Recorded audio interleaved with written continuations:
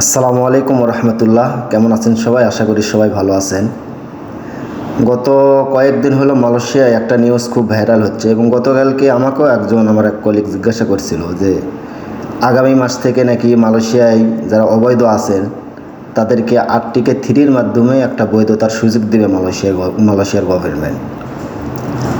তো বাস্তবতা হলো ভাই, যারা এইসব ভিডিও বানাচ্ছে এরা কই থেকে এই নিউজ পাইছে জানি না, কিন্তু সত্য যেটা সেটা হলো মালয়েশিয়া ইমিগ্রেশন থেকে এখন পর্যন্ত এই বিষয় নিয়ে বলা হয়নি যে আগামী মাস থেকে বৈধতার সুযোগ দিবে।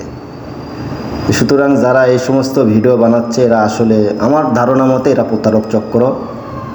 এদের মূল উদ্দেশ্যই হলো এইসব ভিডিও বানা রংচং মেখে আর কি কথাবার্তা বলে যারা অবৈধ প্রবাসী আছে তাদেরকে জিম্মি করে কিছু টাকা হাতিয়ে নেওয়া। এভাবে আমিও একবার ধরা খাইছিলাম 3500 রিঙ্গিত।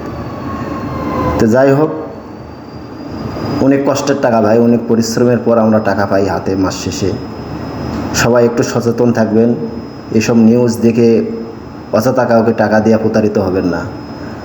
যদি বৈধতার সুযোগ দেয় ইমিগ্রেশন থেকেই জানানো হবে যে আসলে বৈধতার সুযোগ আসলো, এবং আপনি যে কোম্পানিতে কাজ করেন আপনার বসকে জিজ্ঞাসা করলেও আপনি আসল নিউজটা পাবেন যে এই মুহূর্তে বৈধতার সুযোগ আছে কি না।